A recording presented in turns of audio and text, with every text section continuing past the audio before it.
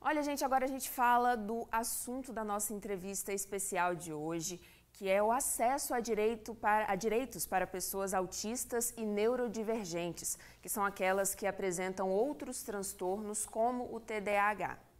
O Brasil avançou muito ao longo dos anos na criação de leis que garantam direitos a essa população. Só que são leis, que promovem a inclusão social, no acesso à saúde, à educação e assistência social, por exemplo. A gente está falando de direito à matrícula de pessoas dentro do espectro autista, em escolas regulares, da obrigação de planos de saúde e também do SUS de bancar tratamentos essenciais e também até mesmo do direito de receber benefícios em programas sociais. Só que na prática, as famílias ainda enfrentam muitas dificuldades, muitas barreiras para acessar esses direitos. A burocracia e a falta de informação ainda são obstáculos. A gente vai ver esses casos, essas histórias de mães que estão na luta pela inclusão de seus filhos. E aqui no estúdio comigo eu recebo o Pedro Sten, que é advogado e também pós-graduado, em Direito Médico e Hospitalar. Pedro, seja muito bem-vindo aqui ao nosso estúdio, estúdio do Tribuna Manhã. Muito bom dia. Bom dia, Júlia. Obrigado pelo espaço aqui no estúdio. Imagina, obrigada por ter aceitado o convite. Queria já começar detalhando que são direitos em muitas áreas, doutor? A área, por exemplo, da saúde, onde o senhor tem essa especialização. Essa área da saúde, quais são os direitos básicos, se a gente pudesse citar, que essas famílias e essas pessoas têm direito? Então, o primeiro direito que a gente cita para as famílias atípicas é o direito ao diagnóstico, o atendimento primário, na rede básica de atendimento de saúde. Esse direito ele está em lei, infelizmente ainda não é um direito totalmente consolidado, mas ele existe, então é importante que a gente informe as famílias que possam procurar as unidades básicas de saúde. Nos primeiros sinais do desenvolvimento da criança, na primeira idade, quando ela começa a desenvolver a comunicação, se a família nota algum atraso, ela tem o direito ao encaminhamento a um neuropediatra, a um médico pediatra ou a um neuropediatra para que possa fazer as primeiras avaliações para diagnosticar o transtorno do espectro autista. E aí, a partir do diagnóstico, vem o acesso às terapias, que a gente sabe que são muitas, são frequentes. Quem tem um filho nessa condição ou acompanha a família sabe que são vários tratamentos que precisam ser feitos. E aí a gente até retorna para uma questão que está acontecendo em tempo real. O senhor até me adiantou que o próprio Supremo votou ontem uma definição com relação à lista dos tratamentos? Isso, aos planos de saúde, Os planos de saúde, existe uma lista que hoje é de amplo conhecimento, o rol da ANS, é um famoso rol, que havia uma discussão se ele era taxativo ou se poderia se fornecer tratamentos extra-rol. E em 2022 foi editada uma lei que permitia a cobertura de tratamentos, ou melhor, obrigava a cobertura de tratamentos que que não estivessem previstos no rol da ANS. Essa lei, a Associação dos Planos de Saúde entrou com um recurso no Supremo para considerar essa lei inconstitucional e ontem houve a votação e por maioria o STF definiu que a lei é sim constitucional e que existe uma base para acesso a tratamentos mesmo que não constem do rol. Alguns critérios foram estabelecidos e reafirmados, que é a medicina baseada em evidências, ou seja, o tratamento para ser concedido pelo plano ele precisa ter validação científica, e aí a gente fala de estudos sérios, validados pela comunidade médica, Esse tratamento precisa ser reconhecido pela Anvisa, então nós estamos falando não só de terapias, mas de medicamentos, enfim, é abrangente o tema. E o plano ou o SUS pode limitar a quantidade dessas terapias? No caso do transtorno do espectro autista, não. A prescrição ela é soberana nesses casos, nem em quantidade e nem em qualidade das terapias, porque hoje a gente fala de terapias multidisciplinares, então envolvem terapeutas ocupacionais, psicólogos, fonoaudiólogos. Existem outras terapias que vêm sendo incorporadas, como a ecoterapia, que é a terapia com cavalos, hidroterapia, que é a terapia similar a uma natação, a terapia na água. Não é apenas uma uma aula de natação, mas é uma terapia para desenvolvimento motor dessas crianças. Então, a gente tem uma gama extensa de terapias que são obrigatoriamente concedidas hoje, tanto pelo SUS quanto pelo Plano de Saúde. Perfeito. Doutor, vamos conhecer então algumas dessas histórias, dessas famílias que estão nessa luta aí? Agora a gente vai conhecer a história da Tainá Lima. Ela tem um filho de 8 anos que é autista com nível de suporte 1. E ela divide com a gente as dificuldades que enfrenta para garantir a saúde e a educação do filho, né? Vamos ver. Estou tendo muita dificuldade para ele poder estar fazendo essa terapia, né? Entrei na justiça, deu ganho de causa, mas porém a prefeitura não entrou em contato comigo, né? Eles tinham um prazo de 30 dias, não entrou em contato comigo para ele poder começar a fazer essa terapia, né? E monitor escolar também. E já tem 2 anos que ele não tem monitora, né? E sendo prejudicado por conta disso. E aí, doutor, olha só, ela já procurou a justiça, ganhou essa causa, mas até hoje não teve o direito garantido. O que fazer? Não é uma realidade isolada. Isso é muito importante esse espaço que a gente tem aqui hoje, e é importante que outras pessoas falem disso em outros espaços, porque a realidade é essa. Eu não sei o município da Tainá, mas no Espírito Santo a nossa realidade é que a maioria dos municípios não tem uma política pública definida para transtorno do espectro autista. Então, o que as famílias têm que fazer é procurar a justiça, por mais que já exista na lei o acesso aos tratamentos, mas como os municípios ainda não criaram esse protocolo, esse fluxo de atendimento, normalmente é feito por compra de vaga em clínicas, né? Então, no caso da Tainá, é um caso que infelizmente é muito comum.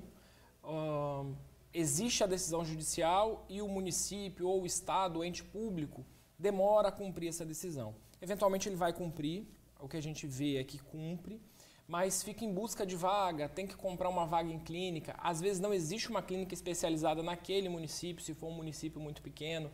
Então ainda são muitos os desafios que as famílias atípicas enfrentam para conseguir tratamento. Qual que é o caminho? Se você procurou a Defensoria Pública, converse com o defensor público, com o servidor que te atende lá, se informe sobre o processo, em que fase está, o que pode ser feito, informe que já deu prazo. É importante também manter esse diálogo quem está te defendendo. Se for um advogado particular, a mesma coisa, procure advogado no escritório, tente conversar com ele sobre esse cumprimento. Nós, advogados, o que fazemos? Vamos até os magistrados, até as varas de justiça que nos atendem para conversar e conscientizar, porque também nem sempre o magistrado está a par da situação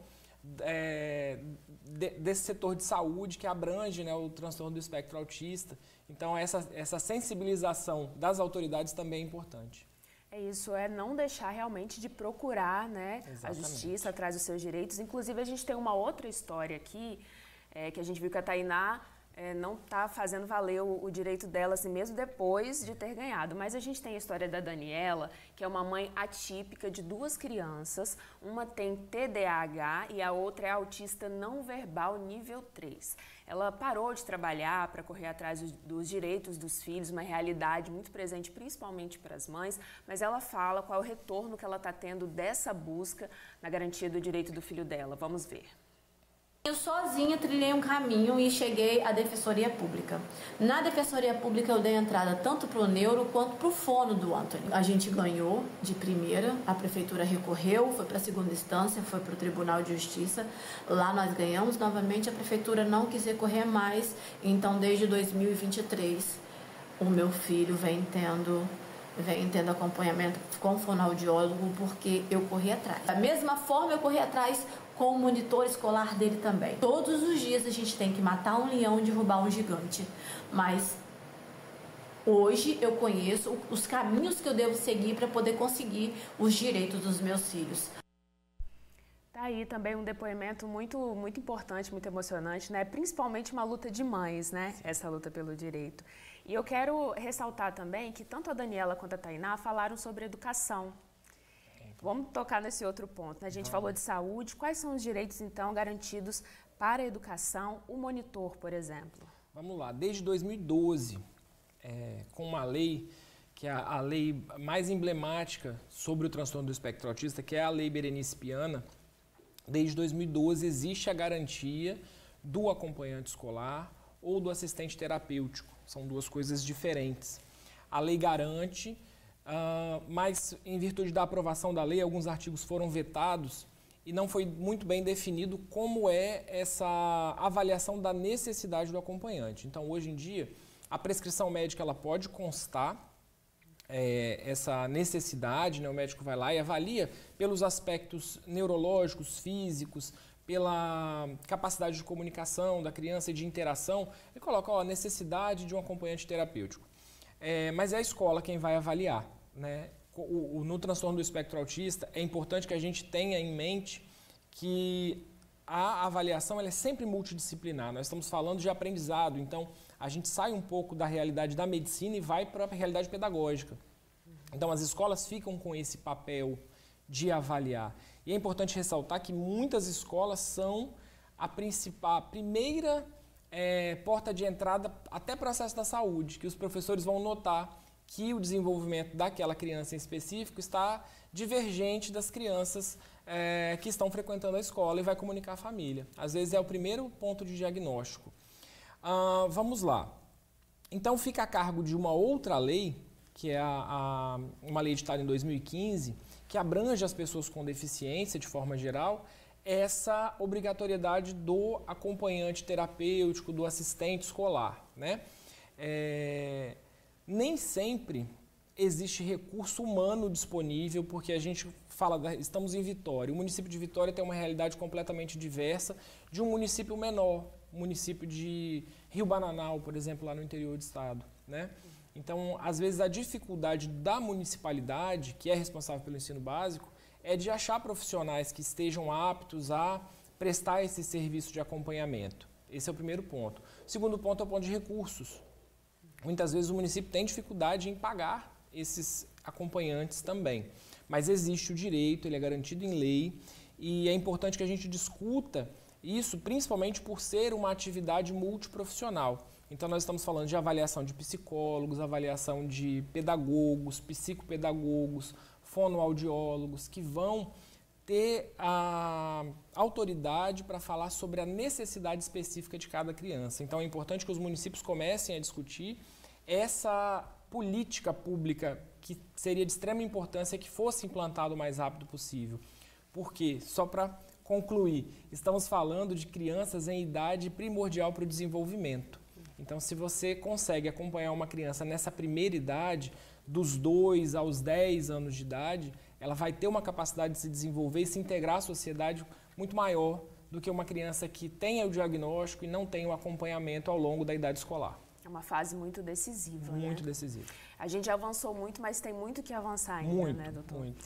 E agora falando um pouco também de outra área, que é a área de assistência social, só para a gente concluir essa uma área muito importante, quais então são os direitos na questão da assistência social, benefícios, o que essas pessoas têm direito? Olha, logo de cara a gente fala de um direito que é o BPC-LOAS, né, que é o benefício de prestação continuada. Para as famílias que estão em vulnerabilidade social, o governo garante, por meio de lei, a prestação de um benefício que se equipara a um salário mínimo.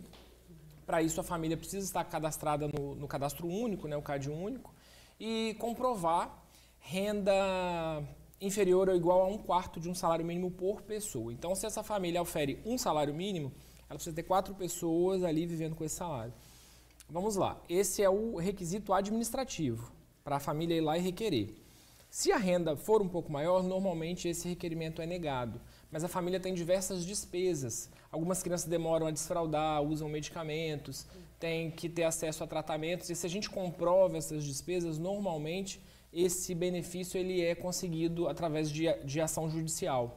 Perfeito, doutor. Doutor Pedro Sten, então, presente aqui no Tribuna Amanhã, esclarecendo todas as dúvidas sobre os direitos e também indicando os caminhos como essas famílias podem recorrer, né, e ter acesso a esses direitos garantidos por lei, fazer valer o que está na legislação, né? Doutor, muito obrigado, viu, pela presença. Até um próximo encontro. Eu que agradeço, Júlia.